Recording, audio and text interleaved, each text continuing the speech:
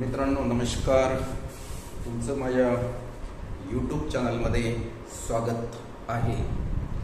शिक्षक भरतीबाबत काल आपण एक डेमो लेसन घेतलेला आहे आणि हा जो डेमो लेसन असतो तुम्हाला माहित आहे की याला जे दिलेले गुण आहेत ते 15 गुण आहेत। 15 गुण तुमच्या पर्सनल इंटरव्ह्यूला आहेत आणि 15 गुण तुमच्या डेमो लेसनला आहेत। तर काल मी जे काही हायर सेकंडरीचे विद्यार्थी असतात HSCचे, म्हणजे ज्याला आपण उच्च माध्यमिक विभाग असं म्हणतो, त्याचा डेमो लेसन घेतलेला आहे आणि बरेचसे आपले जे शिक्षक उमेदवार आहेत त्यांच्या चांगल्या कमेंट्स त्याच्यावर आलेल्या आहेत। परंतु काही शिक्षक उमेदवारांचं असं म्हणणं आहे की सर एखादा हायस्कूलला म्हणजे जो काही भाग आमच्याकडे येणार आहे 9-10 किंवा 8-9-10 याच्यापैकी जो काही वर्ग येणार आहे त्या वर्गाचा एखादा डेमो लेसन तुम्ही घ्या, म्हणजे 9 आणि 10 हा जो भाग आहे याला शिकवणारे जे काही आपले शिक्षक उमेदवार आहेत यांची संख्या भरपूर आहे, त्यांच्या जागा सुद्धा भरपूर रिक्त आहेत। तर त्या दृष्टिकोनातून आज आपण हायस्कूल विभागाशी निगडीत जो माझा विषय आहे, एक लक्षात घ्या, माझा विषय हा गणित विषय आहे। विषय कोणताही असू द्या, डेमो लेसन घेण्याची पद्धत सारखीच आहे, फक्त नॉलेज त्याच्यामधलं जे आहे ते डिफरंट आहे, हे लक्षात घ्या। म्हणजे सुरुवात त्याची जी करायची असते ते आपल्याला अगोदर प्रस्तावनाच करावी लागते। म्हणजे सुरुवातीला तुम्ही कुठला युनिट घेणार आहे त्याचं नाव, त्याच्यानंतर त्याचं सब युनिट कुठला आहे त्याचं नाव, त्याच्यानंतर त्याची प्रस्तावना तुम्हाला द्यावं लागणार आहे। प्रस्तावना आपली एवढ्यासाठी असते की विद्यार्थ्याचं आपल्याला पूर्वज्ञान जागृत करायचं असते, म्हणजे आपण जो युनिट शिकवतो तो युनिट आणि विद्यार्थ्यांनी याच्यापूर्वी घेतलेलं ज्ञान याच्यामध्ये लिंक असली पाहिजे, हे लक्षात घ्या। ते कुठंतरी असं त्याला वाटलं नाही पाहिजे की हे काहीतरी आज मी नवीनच काहीतरी घेतोय, याच्या अगोदर याच्याविषयीचं मला काहीच माहित नाही। कुठली गोष्ट असेल, एखादी बिल्डिंग असेल तर त्याला पाया असतो, म्हणजे बेस असतो, त्या बेसवर ती उभी झालेली असते। म्हणून आपले जे विद्यार्थी असतात ज्यांना आपल्याला टीचिंग करायचं असते, हे तुम्ही लक्षात घ्या, त्या विद्यार्थ्यांचं जे काही नॉलेज त्यांनी अगोदर घेतलेलं आहे अगोदरच्या वर्गामध्ये तो त्याचा बेस आहे आणि त्या बेसचा आधार घेऊनच आपल्याला पुढे आपल्याला जो युनिट शिकायचा आहे तो युनिट आपण शिकवला पाहिजे। म्हणजे तिथं जे विषय तज्ञांची निवड समिती असते त्यावर आपला चांगल्या प्रकारे छाप पडणार आहे, हे लक्षात घ्या। हे जे मी सांगतोय ना हे सगळ्यात महत्वाचं आहे, कारण हे मी वारंवार तुम्हाला सांगतोय त्या एवढ्याचसाठी सांगतोय की पर्सनल इंटरव्ह्यू मध्ये काही नाही, पण तुमचं लेसनवर फार जोर असते अगोदर। कारण तुम्ही आता जर पेपरला वाचत असाल तर शिक्षकांची विद्यार्थी मिळवण्यासाठी धावाधाव, काही ठिकाणी तसं झालं की शिक्षकांचा 1 महिन्याचा पगार घेतलेला आहे। कशासाठी घेतला तर ते जे पालक आहेत त्या विद्यार्थ्यांचे जे पालक आहेत त्यांना मॅनेज करण्यासाठी की तुम्ही आमच्या शाळेत टाका, मग ते विद्यार्थ्यांचा रेट सुद्धा ठरलेला आहे, आम्ही तुमच्या शाळेत विद्यार्थी देतो, अमुक शाळेवाले आम्हाला इतके रुपये देतात, मग तुम्ही किती देता। अशी जी परिस्थिती निर्माण झालेली आहे मित्र, हे का निर्माण झालेली आहे? कारण काय तर समजा एखादा 5 किलोमीटरचा एरिया आहे तर त्या 5 किलोमीटरच्या एरियामध्ये 2 हायस्कूल आहेत आणि 2 हायस्कूल असताना दोन्ही हायस्कूलला जे काही मिनिमम विद्यार्थी संख्या पाहिजे ते विद्यार्थी संख्या त्यांना भेटत नाही। म्हणून मे महिन्यात ज्या काही शाळेला सुट्ट्या असतात त्या सुट्ट्यांमध्ये सुद्धा शिक्षकांना विद्यार्थ्यांच्या दारोदारी हे जे काही मॅनेजमेंट आहे किंवा जे काही तिथले मुख्याध्यापक असतात ते त्याचा प्लॅन बनवून पाठवतात। कारण त्यांचं असं म्हणणं आहे की विद्यार्थी जर तुम्ही आणले नाही तर मग पुढल्या वर्षी आपल्याकडे विद्यार्थी संख्या नसल्यामुळे आपला सेक्शन बंद पडेल आणि सेक्शन बंद पडला की तुम्ही सरप्लस व्हा, ही भीती आपल्यावर एक टांगती तलवार असते आणि ही टांगती तलवार आपल्यावर राहिली नाही पाहिजे। त्यासाठी आपलं जर टीचिंग उत्कृष्ट असलं, आपलं अध्यापन कौशल्य जर चांगलं असलं ना तर विद्यार्थी पालक सुद्धा प्रत्येक शाळेचा खामोसा घेतात आणि तिथं ते ऍडमिशन्स घेण्यासाठी रीग लागते, एक लाईन लागते, हे लक्षात घ्या। म्हणून आपण अशा प्रकारचं आपल्याला टीचिंग ठेवायचं आहे की जनरली आपल्याला कोणाच्या दारी फिरायचं काम पडलं नाही पाहिजे। कारण मी एका ग्रामीण भागामध्ये मी सुद्धा सर्व्हिस केलेली आहे, गणितासारखा विषय तिथं शिकवलेला आहे। सुरुवातीला विद्यार्थी भेटत नव्हते, पण नंतर आमच्याच काळामध्ये अशी परिस्थिती निर्माण झाली की तिथे ऍडमिशन्स मिळत नव्हती सायन्सला। मग हे कशामुळे झालं तर आम्ही तसं टीचिंग तिथं केलेलं आहे आणि तो टीचिंग करून आम्ही काय केलं, तिथं त्या परिसरामध्ये एक आमच्या अध्यापनाची आम्ही छाप टाकलेली आहे. आणि ते छाप टाकल्यामुळे काय झालं तर प्रत्येक पालक जो आहे तो पालक तिथं ऍडमिशन्स घेण्यासाठी रांगेमध्ये उभा राहत होता. हे इथं मित्र सगळ्यात उल्लेखनीय आहे. म्हणून आज तुम्हाला मी सांगतोय, कुठलीही मॅनेजमेंट असू द्या, त्या मॅनेजमेंटला सर्वप्रथम ते हाच विचार करणार आहे. बाकीचे विचार जे तुमच्या मनामध्ये आहेत ते दुय्यम आहेत, पण ते अगोदर हाच सांगते की नाही, मनुष्य चांगला निवडा. कारण काय तर प्रत्येक शेजारी शाळा झालेल्या आहेत आणि त्यांना सुद्धा त्यांचं अस्तित्व टिकवण्याची त्यांची सुद्धा एक धावपळ सुरू असते. म्हणून आपण टीचिंग जर उत्कृष्ट केलं आणि आपलं अध्यापन जर चांगलं झालं तर तुम्हाला मी सांगतो तुमचं निश्चितच तिथं सिलेक्शन होते. म्हणून हा जो 15 गुणाचा जो भाग आहे, म्हणजे एक पर्सनल इंटरव्ह्यू साठी 15 गुण आहे, ज्याच्यामध्ये मी तुम्हाला सांगितलं फार काही विचारत नाहीत, ते तुमच्या विषयाचं नॉलेज विचारतात. का आहे तुम्हाला थोडंसं जे काही जनरल नॉलेज आहे त्याच्यावरचे थोडेफार प्रश्न असतात. तुमचं नाव, गाव, पत्ता, तुमचं शैक्षणिक क्वालिफिकेशन्स, तुम्ही कुठून डिग्री घेतली, कोणत्या कॉलेजमधून घेतली, कोणत्या वर्षी घेतली, या साध्या गोष्टी तुम्हाला विचारल्या जातात, त्या पर्सनल इंटरव्ह्यूमध्ये विचारल्या जातात. पण सगळ्यात तुम्हाला जर ते टेस्ट करत असतील तर ते कुठं करतात तर तुमचं जे अध्यापन कौशल्य आहे मित्र, तिथं तुम्हाला टेस्ट केल्या जाते. हे लक्षात घ्या. म्हणून आपलं अध्यापन कौशल्य चांगलं असलं पाहिजे. तर आपण काय करायला पाहिजे, त्याचं टाचण करायला पाहिजे. त्याच्यात सुरुवातीलाच आपण युनिट्स जो शिकवतो, म्हणजे आपला विषय कुठला आहे तो लिहायला पाहिजे. आता माझं जर समजा मॅथमॅटिक्स पार्ट सेकंड असेल तर पार्ट सेकंड युनिटचं नाव लिहायला पाहिजे आपण. समजा कोऑर्डिनेट जॉमेट्री असेल तर कोऑर्डिनेट जॉमेट्री सब युनिट, तर त्याच्यामध्ये आम्हाला काय करायचं आहे तर स्लोप काढायचं आहे की आणखी काही डिस्टन्स फॉर्म्युला वापरायचा आहे. ज्या काही गोष्टी असतील त्याच्यावरती तुम्ही प्रॉब्लेम सॉल्व्ह करतात. त्यानंतर त्याची प्रस्तावना आपण योग्य, त्यानंतर त्याचं फलक कार्य आणि त्यानंतर त्याचं होमवर्क. या मेथडनं जर तुम्ही गेले तर तुमचा जो काही पाठ आहे, तुमचा जो तुम्ही जो वर्गावर जाऊन पाठ घेणार आहे तो निश्चितच प्रभावशाली होणार आहे. आणि हे लक्षात घ्या, मी तुम्हाला वारंवार का सांगतो, त्याच्यावर तुमचं सिलेक्शन आहे. कारण टॅटची गुणवत्ता फक्त तुम्हाला तिथं पाठवायपर्यंतच आहे, तिथं ते कार्यालयात हजर राहेपर्यंत. तिथं एक त्या कार्यालयात तुम्ही हजर राहिले की तुमचा टॅटच्या गुणवत्तेचा जो काही संबंध आहे तो तिथं तुटलेला राहणार आहे. मग तिथं तुमचा सगळा संबंध येतो सिलेक्शन प्रोसेससाठी, तो 30 गुणाचा आहे ते मित्र.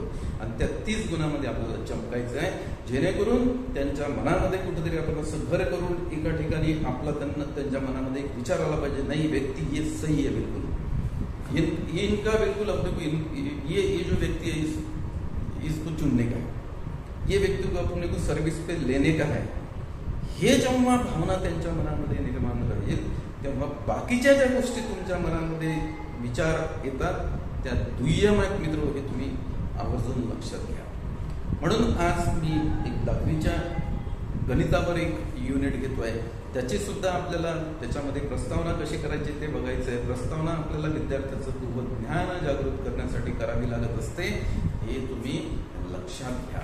हे सगळ्यात महत्वाचं आहे मित्र, की आपल्याला त्या विद्यार्थ्याचं पूर्वज्ञान जागृत करायचं आहे. आणि मी आता गणितासारखा विषय घेतोय आणि गणितासारख्या विषयाला उद्रस्त मुलं घाबरतात. तर जे काही आपले गणिताचे शिक्षक उमेदवार असतील त्यांनी हे गणित जे आहे हे आपल्याला सोप्या पद्धतीनं शिकवता आलं पाहिजे. हे सगळ्यात महत्वाचं आहे. बरेचदा विद्यार्थ्यांचं न्यूमेरिकलचं जे ऍडिशन सबट्रॅक्शन आहे ते सुद्धा आजच्या परिस्थितीमध्ये एवढं खास नाही आहे. हे तुम्ही नीट समजून घ्या. आता बाकीचे काही मला असे कमेंट्स आहे की सर हिस्ट्रीचा एखादा लेसन घ्या, सर इंग्लिशचा. आता माझा विषयच तो नाही, हे समजून घ्या तुम्ही. मी काय तज्ञ, सगळ्या विषयाचा थोडा तज्ञ आहे. मी एका विषयाचं टीचिंग करतोय. जसं तुम्ही एखाद्या विषयामध्ये तुमचं स्पेशलायझेशन आहे तसं माझं सुद्धा एकाच विषयामध्ये स्पेशलायझेशन आहे. म्हणून प्रस्तावना वगैरे जे काही असतं तो ड्राफ्टिंग असतो, लेसन प्लॅन हा सर्वच विषयाचा सारखा असतो, फक्त तुमचं टीचिंग तिथं भिन्न राहते. चला तर मग मी आज जो काही आपल्याला लेसन घ्यायचं आहे, जास्त आपण टाईम याच्यामध्ये खर्च न करता आजचा मला जो लेसन घ्यायचा आहे तो मॅथमॅटिक्स पार्ट सेकंडवर घ्यायचा आहे. त्यासाठी मी 10वीचा एक चॅप्टर निवडलेला आहे आणि त्या चॅप्टरचं नाव आहे कोऑर्डिनेट जॉमेट्री. आणि या चॅप्टर विषयी बरेचसे आपले काही शिक्षक उमेदवार आहेत ते असा प्रश्न विचारतात की चॅप्टर ते देतात की आम्हाला घ्यावं लागते. तर मित्र बरेचदा ते सुद्धा देतात आपली त्या पूर्ण पुस्तकाचीच तयारी असली पाहिजे. किंवा तुम्हाला स्वातंत्र्य सुद्धा देतात की तुम्ही तुमच्या आवडीचा एखादा युनिट निवडा आणि त्याच्यावर आम्हाला अध्यापन तुमचं कौशल्य इथं सिद्ध करा. जर समजा एखादा युनिट त्यांनी दिला तर आपण त्यांना रिक्वेस्ट करून सुद्धा बघायला पाहिजे की सर हा युनिट तुम्ही दिला पण याच्यावर माझं चांगलं थोडंसं हे झालेलं आहे, स्टडी झालेलं आहे, त्यामुळे मी याची तयारी केलेली आहे, मला हा लेसन तुम्ही द्यावा. तर होऊ शकते ते तुमचं जी काही रिक्वेस्ट आहे ती मान्य सुद्धा करू शकतात. बघा आता कोऑर्डिनेट जॉमेट्री हा जो युनिट मी निवडलेला आहे आणि याच्यामधला जो सब युनिट आहे तो सब युनिट आहे माझा डिस्टन्स फॉर्म्युला. आणि या डिस्टन्स फॉर्म्युलेच्या सहाय्याने मला काही जे पॉइंट्स आहेत ते कोलिनियर आहेत ते दाखवायचे आहे. कोलिनियर दाखवायचं आहे म्हणजे काय, तर पॉइंटचे जर तुम्हाला कोऑर्डिनेट माहित असतील तर त्याच्यावरून ते पॉइंट कसे आहेत, त्याचं नेचर कसं आहे हे आपल्याला म्हणजे विद्यार्थ्यांना सांगता येते. सुरुवातीलाच विद्यार्थ्यांना जर त्याचं पूर्व ज्ञान जागृत करायचं असेल तर आपल्याला कोऑर्डिनेट जॉमेट्री म्हणजे काय याच्याविषयी त्याला आपल्याला थोडंसं समजून सांगावं लागणार आहे. बघा आता मी इथं कोऑर्डिनेट जॉमेट्री विषयी विद्यार्थ्याला थोडंसं त्याचं पूर्व ज्ञान जागृत करतो. मी अशी एक लाईन ओढणार आहे आणि विद्यार्थ्याला विचारणार आहे की हे काय आहे. तर विद्यार्थी सांगेल की ही लाईन आहे. ही काय आहे, लाईन. कारण विद्यार्थ्यांना लाईन माहित आहे. मग मी त्याला दुसरा प्रश्न असं विचारणार आहे की बेटा ही लाईन कशी वाटते तुला. तर तो इंग्लिश मध्ये असेल तर तो म्हणे ही हॉरिझॉन्टल लाईन आहे. कशी आहे, हॉरिझॉन्टल लाईन. तो मराठी मीडियमचा असेल तर तो म्हणे ही समांतर लाईन आहे. मग मी दुसरी लाईन आणखी एक ओढतो, मी अशी लाईन ओढणार आहे. मग मी त्याला विचारणार आहे ही काय आहे, तर तो पुन्हा म्हणे ही व्हर्टिकल लाईन आहे. ही व्हर्टिकल लाईन आहे. म्हणजे दोन लाईन आहेत, एक हॉरिझॉन्टल लाईन आहे, एक व्हर्टिकल लाईन आहे. आणि हॉरिझॉन्टल लाईनला मग मी सांगेन त्याला की कोऑर्डिनेट जॉमेट्री मध्ये एक्स ऍक्सिस असं म्हणतात, एक्स अक्ष, मराठीमध्ये त्याला अक्ष असं म्हणतात, एक्स ऍक्सिस असं म्हणतात. आणि जी व्हर्टिकल लाईन आहे त्याला आम्ही वाय ऍक्सिस असं म्हणतोय, कॅपिटल वाय, म्हणजे त्याला वाय अक्ष असं म्हणतात. आणि या दोन लाईनचा जो पॉइंट ऑफ इंटरसेक्शन आहे ज्याला मराठीमध्ये आम्ही छेदन बिंदू म्हणतो त्याला ओ म्हणतात. म्हणजेच त्याला ओरिजिन, स्टार्टिंग पॉइंट, आरंभ बिंदू असं त्याला म्हणतात. हे सगळं मला सगळं सुचवलं आहे ना, हे विद्यार्थ्यांचं पूर्वज्ञान जागृत करण्यासाठी आपलं हे सुचवलं. मग आता आपण त्याला पुढे काय सांगू की हा जो ओरिजिन असतो याचे कोऑर्डिनेट नेहमी असे 0 0 असतात. आणि हा जो पहिला 0 आहे याला म्हणतात एक्स कोऑर्डिनेट म्हणजे एक्स निर्देशक. आणि हा दुसरा जो आहे त्याला म्हणतात वाय कोऑर्डिनेट म्हणजे वाय निर्देशक. इथून मित्र त्याचं पूर्वज्ञान आपण जागृत करतोय. त्यानंतर मग मी आता माझ्या विषयाकडे जाणार आहे. तो विषय माझा असा राहील की मी एखादी इथं अशी लाईन ओढणार आहे. आता त्याला प्रश्न विचारेल मी की ही लाईन यल आहे, ही लाईन यल आहे, ही लाईन यल कुठल्या क्वाड्रंट मध्ये मी घेतलेली आहे, तर ती फर्स्ट क्वाड्रंट. आणि याचे पुन्हा हे दोन छेदनबिंदू आहे, हा एक्स ऍक्सिस वरचा आहे आणि हा वाय ऍक्सिस वरचा. आणि कुठलीही लाईन ही बिंदूपासून बनलेली असते. वेगवेगळ्या बिंदूला आपण जोडल्यानंतर काय तयार होते, तर लाईन तयार होते. मग आता याचा वापर करून आपल्याला काही प्रॉब्लेम सॉल्व्ह करायचे आहेत. मग मी एखादं प्रॉब्लेम इथं लिहिल आणि ते प्रॉब्लेमचं त्याला सोल्युशन कसं लिहायचं ते मी त्या विद्यार्थ्याला समजून सांगणार आहे. इथपर्यंत मी त्याचं पूर्वज्ञान मित्र जागृत केलेलं आहे.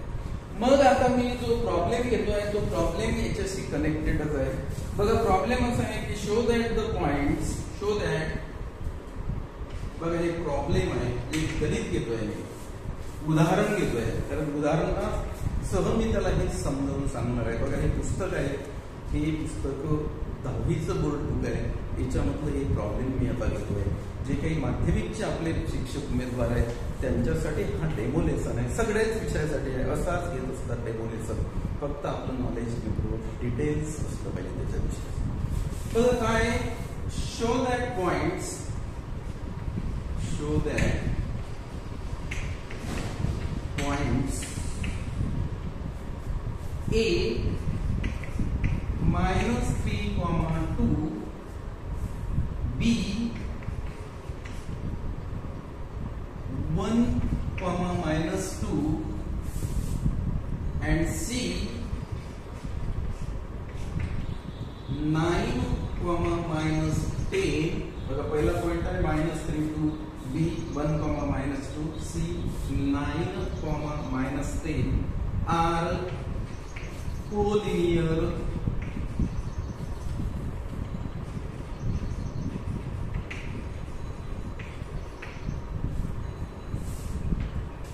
असं मित्र आपण प्रॉब्लेम घेतलेलं आहे आणि आता हे प्रॉब्लेम विद्यार्थ्याला मला सॉल्व्ह करून दाखवायचं आहे. तर सुरुवातीला आपण या प्रॉब्लेम मधले जर काही त्याच्यासाठी जर अपरिचित शब्द असतील, विद्यार्थ्याला माहित नसेल तर त्याचा अर्थ आपण अगोदर सांगितला पाहिजे. आता इथं असं म्हटलंय की 3 पॉइंट्स दिलेले आहेत, 3 बिंदू दिलेले आहेत आणि ते 3 बिंदू त्याला कोलिनियर आहे दाखवायचे. तर कोलिनियरचं मिनिंग विद्यार्थ्याला समजायला पाहिजे, तरच त्याला त्या प्रॉब्लेमचं उत्तर समजेल आणि तो तुमच्या याच्यामध्ये काहीतरी इंटरेस्ट घेईल तुम्ही जे शिकवता त्याच्यामध्ये. अन्यथा तो काय करते, खोडसाळपणा करतो वर्गामध्ये. मग त्यांनी जर वर्गात खोडसाळपणा केलं तर आपलं त्याच्याकडे लक्ष जाते आणि लक्ष केल्यानंतर आपलं क्लास कंट्रोल जाते आणि अशा वेळेस ते जे अध्यापन कौशल्य आहे ते आपलं फेल होतं. म्हणून आपलं क्लास कंट्रोल सुद्धा जायला नको, हे सुद्धा तितकंच महत्वाचं आहे मित्र, हे तुम्ही आवर्जून लक्षात घ्या. मग आता आपल्याला दाखवायचं काय, तर कोलिनियरचा अर्थ विद्यार्थ्याला समजून सांगायचा आहे. कोलिनियर म्हणजे मराठीमध्ये त्याला असं म्हणतो आपण एक रेषीय. म्हणजे 3 बिंदू आहेत तिथं A, B, C हे एकाच रेषेवर आहेत, ते आपल्याला त्याला सिद्ध करून दाखवायचं आहे. मग मी अशी जर समजा एक रेष मोडली बनायचं, ही रेष मोडलेली आहे मी आणि याच्यावर मी हे 3 बिंदू घेतो. एक घेतो A पॉइंट आहे, दुसरा B पॉइंट आहे आणि तिसरा C पॉइंट आहे, असं दाखवायचं आहे. एक रेषीय एकाच रेषेवरती 3 पॉइंट्स आहेत, हे आपल्याला सिद्ध करायचं आहे. मग याच्यासाठी काय दिलेलं आहे, A चे कोऑर्डिनेट दिलेले आहे -3, 2, B चे कोऑर्डिनेट दिलेले आहे 1, -2 आणि हा जो C पॉइंट आहे याचे कोऑर्डिनेट दिलेले आहे 9, -10 असं. मग आता हे तुम्हाला जर एक रेषीय दाखवायचे असतील तर काय दाखवावं लागेल, असा प्रश्न आपल्याला त्या विद्यार्थ्याला विचारावा लागेल. म्हणजेच त्या विद्यार्थ्याच्या मनामध्ये प्रत्येक स्टेप मध्ये उत्सुकता निर्माण झाली पाहिजे. काय निर्माण झाली पाहिजे, उत्सुकता निर्माण झाली पाहिजे की हे आता कसं सिद्ध होईल, याच्यासाठी काय करावं लागेल, कसं करता येईल, आपल्याला काही अगोदर याच्या अगोदर आपण शिकलो त्याचा आपल्याला काही उपयोग इथं घेता येईल का, ह्या अनेक जे काही प्रश्न आहेत ते त्या विद्यार्थ्याच्या मनामध्ये निर्माण झाले पाहिजे. म्हणजेच तो लेसन काय होईल तुमचा चांगला होणार आहे, हे आपण आवर्जून लक्षात घ्या. मग मी विद्यार्थ्याला सांगेल की बाबा हे जर तुला एका रेषेवर हे दाखवायचं असेल तर तुला एबीचं डिस्टन्स कळावं लागेल, डिस्टन्स फॉर्म्युल्यानं बीसीचं डिस्टन्स कळावं लागेल आणि एबी डिस्टन्स अधिक बीसी डिस्टन्स बरोबर जर एसी डिस्टन्स आलं तर ते एक रेषीय आहे असं शिकवणार आहे. असं आपल्याला विद्यार्थ्याला सांगावं लागणार आहे. म्हणजेच मला इथं प्रूव्ह करायचं आहे की डिस्टन्स एबी बघा इथपासून तुमच्यावर जर कलर खडू असतील तर तुम्ही ती रेष डार्क करायला पाहिजे कलरनी. म्हणजे त्या विद्यार्थ्याच्या लक्षात येते की तुम्हाला डिस्टन्स एबी काढावं लागेल, अधिक तुम्हाला याच्यामध्ये प्लस हे डिस्टन्स बीसी घ्यावं लागेल. हे डिस्टन्स घेतला आपण इथं बीसी म्हणजे हे डिस्टन्स याच्यामध्ये ऍड करावं लागेल आणि याच्या बरोबर तुम्हाला हे पूर्ण डिस्टन्स एसी दाखवावं लागेल. म्हणजेच हे तिन्ही पॉइंट्स काय होतील, कोलिनियर होतील. आणि मग त्याच्या डोक्यात उजेड पडतो की नाही आता आपल्याला डिस्टन्स दाखवायचं आहे, म्हणजे आपल्याला डिस्टन्स फॉर्म्युला माहिती पाहिजे. काय माहिती पाहिजे, डिस्टन्स जर काढायचं असेल पुढच्या स्टेपमध्ये तर त्या विद्यार्थ्याला डिस्टन्स फॉर्म्युला माहित असणं आवश्यक आहे. माहित नसेल समजा त्या टीचरून पाहायचं एकदम विद्यार्थ्याला माहित आहे काय, नसेल तर आपण डिस्टन्स फॉर्म्युला शॉर्ट मध्ये सांगायला पाहिजे की ही एक लाईन आहे, इथं मी एक पॉइंट घेतोय, हा Px1 y1 घेतलाय, इथं दुसरा पॉइंट घेतलेला आहे, हा जो पॉइंट आहे हा Q x2 y2 आहे आणि डिस्टन्स PQ काढण्याचा जो फॉर्म्युला आहे तो ऑलरेडी याच्यामध्ये प्रूव्ह केलेला आहे.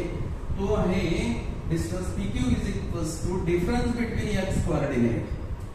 The difference between x coordinate, that is x2 minus x1 whole square plus difference between y coordinate. असे एरो काढून त्यांना दाखवा तुम्ही, म्हणजे y2 minus y1. That formula is known as distance formula, and we use this distance formula and find out here distance AB, distance BC and distance AC. तीन ठिकाणी तुम्हाला आता डिस्टन्स काढायचं आहे. त्याच्यासाठी तुम्हाला डिस्टन्स फॉर्म्युल्याचा यूज करायचा आहे. विद्यार्थी मित्रांनो, हे तुम्ही लक्षात घ्यायला पाहिजे. मग आता मी सर्वात अगोदर करणार आहे इथं याच्या सोल्युशन मध्ये, तर ते काढतोय मी distance AB is equals to under root. बघा इथं अंडर रूट आहे, x2 minus x1 plus y2 minus y1, म्हणजे A आणि B पॉइंट याच्या x कोऑर्डिनेट मधल्या फरकचा वर्ग अधिक y कोऑर्डिनेट मधल्या फरकचा वर्ग घ्यायचा. मग आता x कोऑर्डिनेट मधल्या फरकचा वर्ग हा येतो बघा, हे दोघांची x कोऑर्डिनेट हा याच्यामधला फरक घ्यायचा आहे. -3 -1 होल स्क्वेअर असं घ्या, किंवा x2 minus x1 तर 1 minus -3 तर 1 plus 3 होईल. निगेटिव्ह पॉझिटिव्ह असं सुद्धा घेता येते, कारण स्क्वेअर करायचं आहे. त्यामुळे कुठलीही संख्या कुठल्या संख्येतून तुम्ही जरी मायनस केली तर काहीही फरक पडत नाही. नाही तर काही विद्यार्थी चिकित्सक असतात, ते तुमचं बिलकुल तुम्हाला गडबडून टाकतात. सर मग तुम्ही 1 minus 3 का घेतला, -3 -1 का घेतला, तर त्याला सांगता आलं पाहिजे बेटा दोन्ही चालते, कारण स्क्वेअर आहे तिथं. त्याचा आन्सर निगेटिव्ह की पॉझिटिव्ह, आन्सर पॉझिटिव्ह चिन्ह आहे, स्क्वेअर असलं. मग x2 minus x1 जर घेतला आपण तर इथे येणार आहे 1 minus -3 निगेटिव्ह पॉझिटिव्ह होईल, प्लस 3 होल स्क्वेअर येणार आहे, प्लस y2 minus y1 घ्यावं लागेल, -2 होल स्क्वेअर, -2 होल स्क्वेअर. हे काढलं आपण distance AB by using distance formula. Therefore distance AB is equals to under root 1 plus 3 इथे येणार आहे 4 square plus -2 minus 4 square, -4 square. Therefore here distance AB is equals to under root 4 square is 16 येतो. निगेटिव्हचा square विद्यार्थ्याला सांगता आलं पाहिजे आपल्याला. निगेटिव्हचा square हा positive, negative into negative positive. So again -4 square 16 is equals to here root 32 is equals to root 32. 16 plus 16 root 32. Distance AB which is equals to under root. याला मी देईल तुम्हाला 16 into 2, कारण 32 चं स्क्वेअर रूट नाही काढायचं. So 32 can be written as 16 2s are 32. So 16 into 2 which is equals to here, therefore distance AB which is equals to root 16 4 येतोय under route. हा काढला आपण डिस्टन्स AB, आणि याला असा बॉक्स करायचा यूज करायचा आहे मित्र.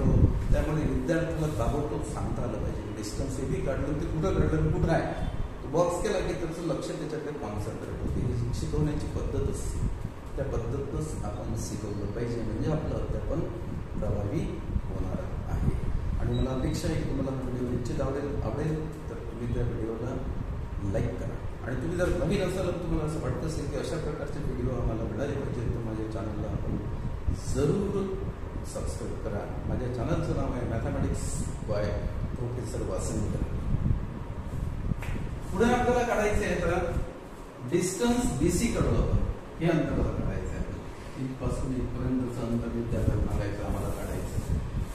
आणि त्यासाठी हाच फॉर्म्युला आपल्याला वापरायचा आहे. Distance BC is equals to under root. Again here x2 minus x1 whole square, 9 minus 1 whole square. So we write 9 minus 1 whole square plus y2 minus y1 whole square minus 10. So right here minus 10 minus 2 negative positive. So right here plus 2 whole square. हा वापरला आपण इथं distance formula वापरला. Therefore here distance BC is equals to under root 9 minus 1, so right here 8 square plus minus 10 plus 2 minus 8 square. इथं सुद्धा विद्यार्थ्याला आपल्याला असं सांगता आलं पाहिजे, बऱ्याचशा विद्यार्थ्यांना नाही समजत नाही की -10 आहे प्लस 2 आहे याची वजाबाकी कशी करायची. तर त्याला सांगायचं की बाबा मोठ्या संख्येतून लहान संख्या वजा करायची आणि मोठ्या संख्येचं चिन्ह द्यायचं. 10तून 2 गेले तर 8 राहतात आणि मोठ्या संख्येचं चिन्ह मायनस आहे तिथं मायनस. तर हे विद्यार्थ्याला आपल्याला सांगताच आलं पाहिजे, हे लक्षात घ्या. कारण त्यांच्या मायनर अडचणी असतात आणि त्याच्यामुळे त्यांना ते मॅथमॅटिक्स स्किल्स करतात ते समजत नसतं. मग ते लर्न करतात, पाठांतर करतात बरेचसे विद्यार्थी गणिताचं सोल्युशन. तर ते काही पॉसिबल नाही आहे, असं करून अभ्यास होत नाही. Therefore distance BC is equals to under root 8 square is 64 plus minus 8 square 64. Therefore here distance BC is equals to under root, this can be written as 64 into 2 असं लिहिते, कारण 2 वेळा ऍडिशन आहे 64. Therefore distance BC is equals to under root 64 8 येणार आहे 8 8 64 8 8 are 64 under root 2. हे काढले मित्र आपण डिस्टन्स BC काढले आणि लास्ट मध्ये मी काढून घेऊ आपण त्याला डिस्टन्स AC काढू. काय करायचं आहे आपल्याला डिस्टन्स AC काढायचं. So here we find distance AC is equals to again under root use here the distance formula. हा A पॉइंट आहे आणि हा C पॉइंट. 9 मायनस आहे minus minus plus 9 plus 3 whole square 9 plus 3 whole square plus difference between y coordinate -10 minus 2 minus 10 minus 2 whole square minus 10 minus 2 whole square.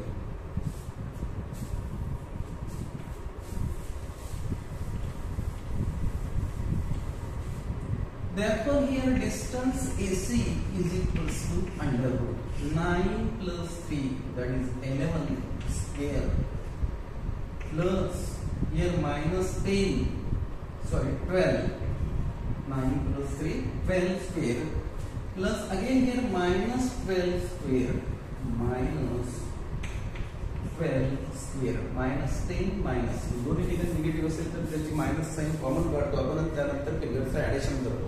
यातून जर minus sign common काढले तर minus 10 plus 2 12 होते म्हणजे minus 12 होणार. Then we find here the square root. Distance AC is equals to under root 144 plus 144. Therefore distance AC is equals to under root here 144 into 2.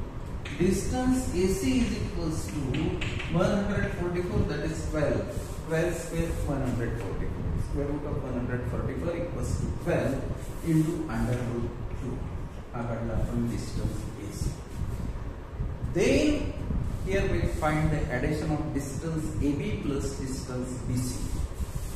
Distance AB कारण अशी line आहे बघा इथं A point येत आहे, इथं B point आहे आणि इथं C पॉइंट आहे. आपल्याला शो करायचं आहे distance AB plus distance BC is equals to distance AC then ABC are collinear. हे सिद्ध होणार आहे. So by finding here distance AB plus distance BC which is equals हा डिस्टन्स AB आहे बघा. हा बॉक्स केल्यामुळे मला लवकर दिसतोय आपल्याला, नाही तर आपल्याला आपण कुठं काय लिहिलं लवकर दिसत नाही, आपलं जम्पिंग होते आणि त्यामुळे मग आपलं अध्यापन फेल होते. तर असं होऊ नये त्यामुळे कॉन्फिडंटली चांगला स्टडी करून आपल्याला टीचिंग करायचं. 4√2 so right here 4√2 plus 8√2 4√2 plus 8√2. आता याचं ऍडिशन्स करायचं आहे मित्रांनो. is equals to here root 2 here root 2, so root 2 take common, 4 plus 8 root 2 आपण इथं कॉमन काढला असं सांगायचं. दोन्ही ठिकाणी तो सारखा आहे म्हणून त्याला आपल्याला कॉमन काढता येईल. equals to 4 plus 8 that is 12 root 2 and see here 12 root 2 is equals to distance AC, which is equals to distance AC. Therefore distance AB plus distance BC is equals to distance AC. Therefore the 3 points, that is the point A, B, C are collinear. म्हणजेच ते एका रेषेवर आहेत असं सिद्ध झालेलं आहे. हे का सिद्ध झालं तर हे डिस्टन्स AB अधिक BC जर आपण ऍडिशन केलं तर आपल्याला डिस्टन्स AC भेटलेलं आहे. म्हणजेच ते 3 पॉइंट एक रेषीय आहे. म्हणजेच ते 3 पॉइंट इंग्लिश मध्ये आपण त्याला म्हणतो कोलिनियर आहे. असं जर मित्र जरी आपण एखाद्या वेळेस काय करतो माहिती का, आपण इंग्लिश मिडियमला शिकवतो. मग इंग्लिश मिडियमला शिकवल्यानंतर आपण पूर्ण इंग्लिशमध्ये जर शिकवलं तर त्या विद्यार्थ्यांच्या गळी उतरत नाही. म्हणून थोडासा त्याच्या मातृभाषेमधला सुद्धा आपण प्रयोग केला पाहिजे. कारण आपल्याला जरी आपली इंग्लिश मिडियम असेल तरी त्याला त्याच्या मातृभाषेमध्ये त्याचे जर आपण कॉन्सेप्ट क्लिअर केले ना तर तो विद्यार्थ्याला ते लवकर समजतो. तर अशा प्रकारे आपण आज एक 10वीचं गणित कसं शिकवायचं, हायस्कूलच्या लोकांनी डेमो कसा द्यायचा त्यावर आपण काय केलेलं आहे, एक साधक बाधक चर्चा केली. मी एक डेमो लेसन सुद्धा तुम्हाला घेऊन दाखवला. म्हणजे मी बोलतो फक्त असं नाही, मी करतो पण, हे लक्षात घ्या. नाही तर काय फक्त मार्गदर्शन करायचं ना आपल्याला स्वतः काहीच नाही करायचं असंही भरपूर तुम्हाला शाळेमध्ये दिसतील. ते प्रत्येक ठिकाणी माईक प्रिय लोक असतात, ते माईकवर असतात, वर्षभर शिकवायचं काहीच नाही. माईकहून मोठमोठं शिक्षकांनी काय करायचं, मार्गदर्शन करायचं. मित्र आपल्या पेशाला हिशोब होत नाही. आपला पेशा असा आहे, आपला शिक्षकी पेशा आहे, त्यामुळे आपण आपल्या विषयाचं तज्ज्ञ असलंच पाहिजे. आणि आपल्या समोर जे पालकांनी जेवढ्या वेळ ते घरी नसतात तेवढ्या वेळ आपल्या सानिध्यात असतात. त्यामुळे आपण त्या विद्यार्थ्याला न्याय दिलाच पाहिजे असं माझं मत आहे. तर मित्र मला अपेक्षा आहे तुम्हाला माझा हा व्हिडिओ आवडला असेल म्हणजे एकदा मी तुम्हाला रिक्वेस्ट करेल तुम्ही त्याला लाईक करा. आणि जर तुम्हाला असं वाटत असेल तुम्ही नवीन असाल आणि अशा प्रकारच्या व्हिडिओची तुम्हाला जर गरज भासत असेल तर माझ्या चॅनलला आपण जरूर सबस्क्राईब करा. म्हणजे तुम्हाला शालार्थ ID कसा मिळवायचा तिथपर्यंत आपण मार्गदर्शन करणार आहे.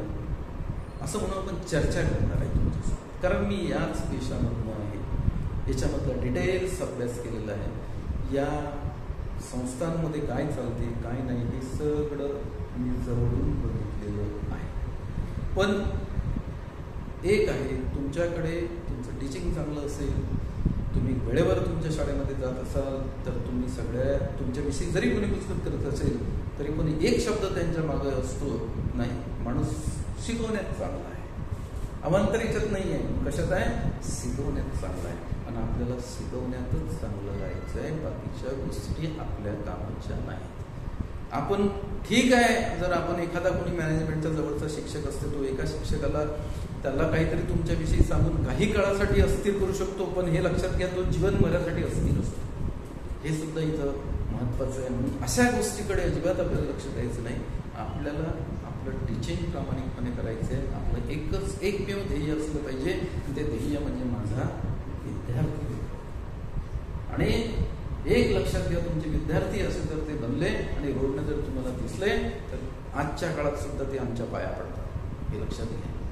इतके विद्यार्थी चांगल्या शिक्षकाला मानतात. लोक म्हणतात नाही आता त्या पेशामध्ये काही विद्यार्थी रिस्पेक्ट देत नाही, हे नाही. तुमचं टीचिंग चांगलं असलं तुम्हाला जरूर रिस्पेक्ट मिळतो. तर ठीक आहे मित्रांनो, आजच्या या आपल्या या जो काही डेमो लेसन आहे या चर्चेला मी आता पूर्ण विराम देतो. पुन्हा आपली नंतरच्या व्हिडिओमध्ये भेट होणार आहे. धन्यवाद.